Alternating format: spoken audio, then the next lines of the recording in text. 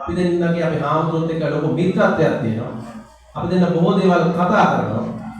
ඒ නිසා නමුත් මේ මිත්‍රත්වය අපි දෙන්නගේ අතර තියෙන. ඒ නිසා සමාජයට කරන්න පුළුවන් හොඳ දේවල් අපි දෙන්න කතා කරලා කරනවා. ඒ නිසා අපි මේ සමාජය යහපත් කරන්න පුළුවන් ඕනම දෙයක් මේ රැකියාව තුළ අපි ඉෂ්ට කරනවා. මටත් අවශ්‍යයි මේ ගෝණදෙනියේ ඉන්න දරු පරම්පරාව අනාගතයේ මේ රටේ වැදගත්ම දරු පරම්පරාව වෙනවා දකින්න. ඒ නිසා දෙමව්පියන්ට ලොකු වගකීමක් තියෙනවා. පාසල් යවන්න බැරි වුණත් දහම් පාසල් යවන්න කියන බොහොම කාරුණික ඉල්ලීම තමයි කියන්නේ. නැත්නම් ඔබට කවදාවත් ඔබේ අවසානයේ අනාගතයේ ඔබ බලාපොරොත්තු වෙන සැදෑ සමය ඔබට යහපත් විදිහට ගත කරන්න වෙන එකක් නැහැ. ඔබේ සැදෑ සමය යහපත් විදිහට ගත කරන්න ඔබ මේ ඔබේ ඉලක්ක වලට යන ඔබේ අනාගතයට යන ඔබේ දරුවා මේ දහම් පාසල ආශ්‍රිතව ගොඩනගන්න. බෞද්ධ දර්ශනය ආශ්‍රිතව ගොඩනගන්න. එහෙම වුණොත් අපට 아무තු දේවල් උගන්වන්න ඕනේ නැහැ.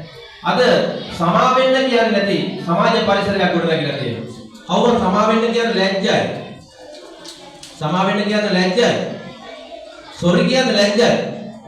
ඒක අවමානයක්, හීනමානයක් විදිහට දකින සමාජයක් පිළිවෙලා තියෙනවා. බලන්න අපි සමා වෙන්න කියන වචනය තුළ තියෙන නිහතමානීකම. ඒ නිහතමානීකම අපි උකහා ගන්න ඕනේ. මම දැක්ක සමහර වෙලාවට අපේ නාමදුරනේ මෙතෙන් ඇවිල්ලා තෑගි කෝක් ගත්ත අපේ චූටි දරුවෝ හිටියා.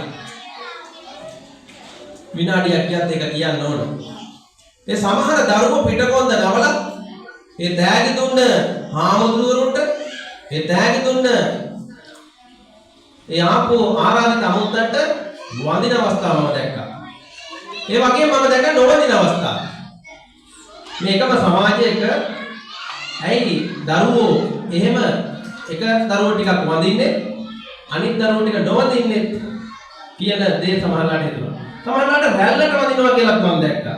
අයව වඳින නිසා අනිත් එකලා වැන්දා. එයා වැන්දේ නැති නිසා අනිත් එකලා වැන්දේ නැහැ. එහෙමත් මම දැක්කා.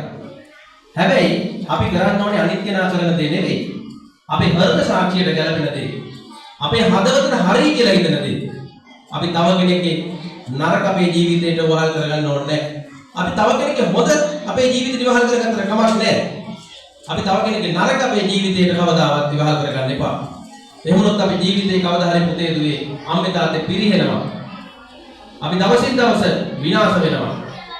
ඒක නිසා හැබැයි මේ කොන්දපාත් කිරීමේ සමාව ගැනීමේ පුරුදු ඇති කරන්න පුළුවන්. මෙන්න මේ වගේ පුණ්‍ය භූමි වලට ඒ වගේම ඔබ වගේ දෙමව්පියන්ට ඔබට බලෙන් වන්ද ගන්න නැති එකේ ඵල විපාක තමයි. ඔබට ගෙදරින් කෙනෙකුට නොවැදපු දරුවා මෙතනින් ඇවිල්ලා කවදාවත් වෙන කෙනෙකුට හිත පාත් කරන්නේ නැහැ. ඔබට ගෙදර දන ගහලා ආවනම් ඒ දරුවා තව දනක දන ගහලා වදින්න පැකිලෙන්නේ නැහැ. සමහරලාට හොයලා බැලුවොත් ඒ නොවැදපු දරුවෝ අම්මා තාත්තලා සමහරලාට වදින්නේ නැති වෙනවා. ඒ හුරුවක් නැති වෙනවා. ඒ හුරුව ඇති කරන්න එහෙම වුණොත් අන්තරා දෙමාපියන්ට කවදා වරදින එකක් නෑ. අපි කියන්නේ මේ දරුවන්ට කොන්ද නමන්න උගන්වනවා කියන්නේ අසාධාරණයක නෙවෙයි. පිළිය යුක්තාට පිළිීම.